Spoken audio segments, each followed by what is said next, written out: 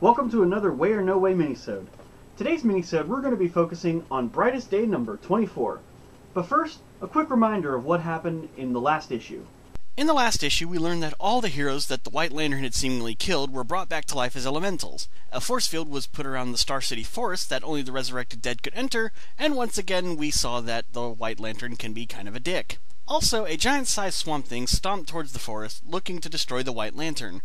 But the White Lantern had a surprise waiting for it, saying that the only one who can stop the Black Lantern Swampy is Alec Holland, whom it has just dug up from the ground. We open our comic with the White Lantern telling Dove, Deadman, and Hawk the history of Alec Holland, from his death to the Green's absorption of Alec's memories, and up to now.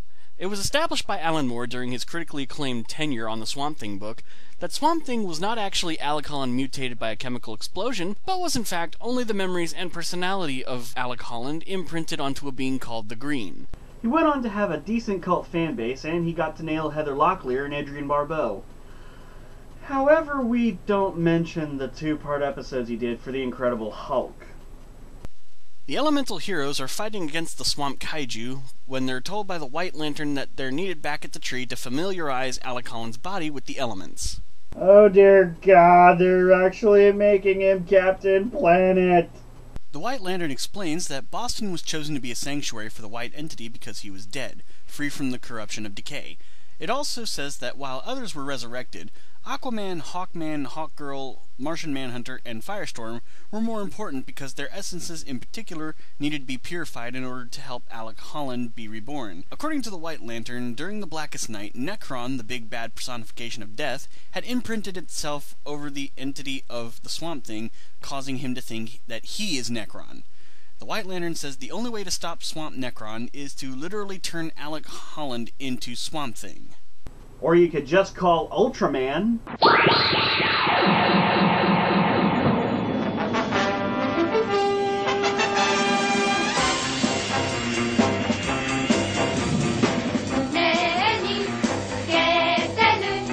Captain Boomerang is ordered by the White Lantern to throw the boomerang at Dove. Boston is told by the White Lantern that for Alec Holland to be fully reborn, someone must die. Why? It's a simple question. Why does someone have to die for Alec Holland to be resurrected? You have his rotted, animated flesh at your command. You didn't need blood sacrifices to resurrect the other 12 heroes, so why do you need one now? I mean, I know who it's gonna be. Anybody with a brainstem can tell you who it'll be. But dude, you could just make a White Lantern ring and put it on his bony little finger. You don't have to go through all this, and you can just tell him to live. Why? Why? Why must you be such a dick? Because I choose to. Captain Boomerang makes his move. Hawk tries to stop the boomerang, but it slices through his grasp. Deadman leaps in front of Dove and is impaled. This apparently is enough to cause a massive explosion of energy. Dove cradles the dying Deadman and tells the ring to heal him.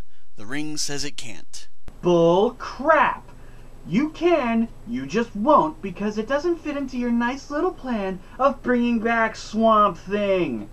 This is just like bringing back Saved by the Bell, just because you want to see Principal Belding walk down the halls of Bayside High. Sure, it might seem nice and nostalgic, but in the end, does it really matter?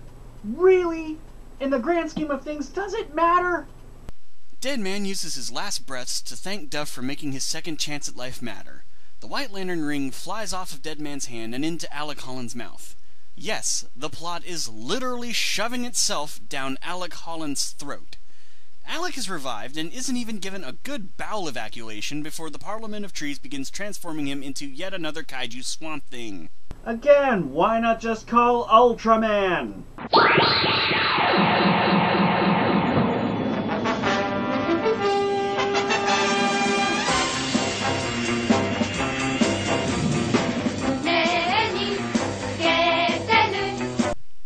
Alec struggles with the transformation while the White Entity demands that he accept his fate, that he must become Swamp Thing. Swamp Thing kills Swampy Necron and the fight is over. Dove and Hawk mourn Boston's death and Swamp Thing says it'll take care of the body. Deadman materializes in his familiar spectral form and the White Entity tells him that he's to help those who have given up on life. Deadman is not happy about this, telling the entity that it isn't fair. the entity that represents life isn't being fair. Get it? Because life isn't fair? You get it? Huh? Get it? Get it, get it, get it, get it, get it, get it, get it, get it, get it, get it, get it, get it? Dove says she can hear Boston, and in a tearful scene we see them declare their love for each other, right before Boston fades away. Swamp Thing expels Aquaman, Firestorm, Jean, and Hawkman from his body. Firestorm berates Swamp Thing about the people who have died during the story, and Swamp Thing says, "There always does seem to be a price to pay." What a guy, right?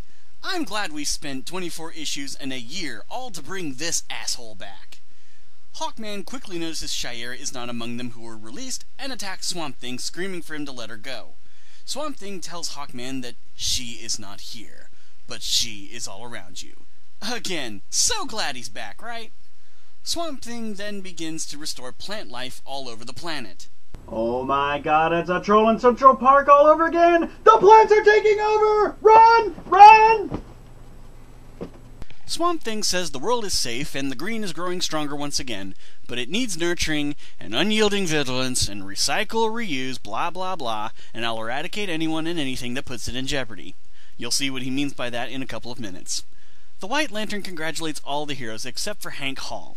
According to the White Lantern, Hank Hall's life is too influenced by the Avatar of War and says he's not like the others. It then tells of how Jade saved her brother Obsidian from being a power battery for Super Swampy Sentai Necron Kaiju Go-Go Beast. It also shows how Max Lord murdering Magog stopped the events of Kingdom Come from occurring, and how Osiris bringing back Isis will help Swamp Thing adjust to being a tree lover. The White Lantern decides it's dicked around long enough and decides to ride off into the sunset. Deadman says he still has questions for it, and it says, "Life is full of questions, but more important, it is full of possibilities. Enjoy them." How? Embrace life. How? For all it is, and all it is not. Then it disappears in one final blast. I don't think I'll miss him.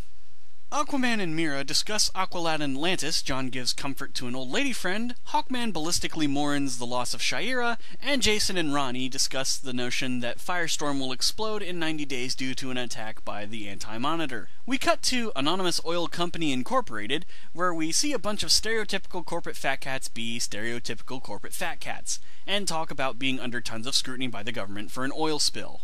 Remember what I said in my Fear Itself review about comic book writers putting current events for them to bring up as blatant allegories for the society we live in today?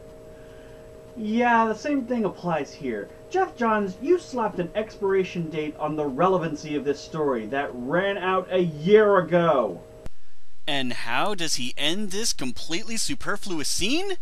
With Swamp Thing coming in and committing wholesale slaughter of everyone in the room. Our hero, folks. And then we see a figure walk into the crime scene, lighting a cigarette and saying, "Swamp Thing returns." And at the last page of the comic, we pull back to see that it's none other than the Hellblazer himself, John Constantine, saying, "Bollocks." I agree. Where do I even begin to talk about the things that are wrong here? Is it the notion that this entire maxi-series was just so Swamp Thing could get the rebirth treatment? Because that's pretty much the point here. Or is it the notion that Deadman, who's gone through this roller coaster ride of reconnecting with his life and falling in love, not only gets to die again, but is turned into basically a life coach? A dead man is a life coach. Is that supposed to be funny? Help those who've given up on life. You know who already does that? The Suicide Hotline! You've relegated Deadman into a position that actual living people already do! Also, stop me if you've heard this one before. A disembodied but immensely powerful entity goes on a rampage, smashing and killing because it needs a host body. Said host is brought back to life to be the human anchor that the entity needs. Give up? It's the Spectre! Yes, Swamp Thing has practically become the Greenpeace equivalent of the Spectre. And on top of all of that, he executes people who commit crimes against nature with brutal, cold-blooded murder. The Captain Planet conversion is now complete. Protect the environment, or I'll kill you, Captain Planet! Oh, and I'm sorry, Hawkman. Your quest to destroy Hathset and break the curse between you and Shira was all for nothing. That's right, absolutely nothing. Your story this whole time was completely pointless. And Dove, I decided dead man's better being dead, but hey, thanks for providing the poontang. It saved me the trouble of hiring a pro. Embrace life gotta go by!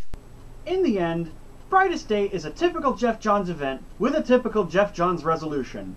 Excellent build-up, but a bittersweet ending and rife with disappointment. The artwork is okay, if inconsistent, especially with the Swamp Thing battle, and the reveal of John Constantine coming back to the DCU proper is wasted here. Wasted! As he's here just to look like John Constantine and say bollocks.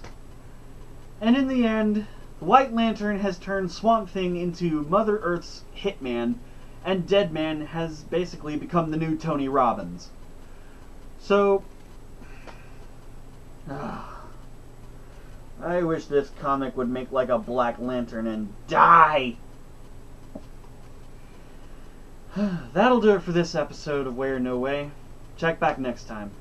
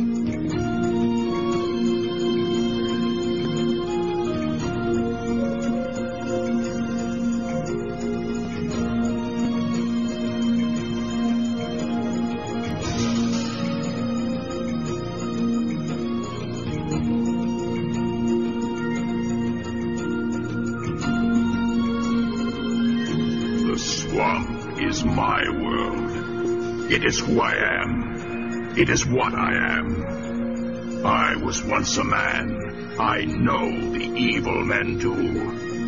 Do not bring your evil here. I warn you. Beware the wrath of Swamp Thing.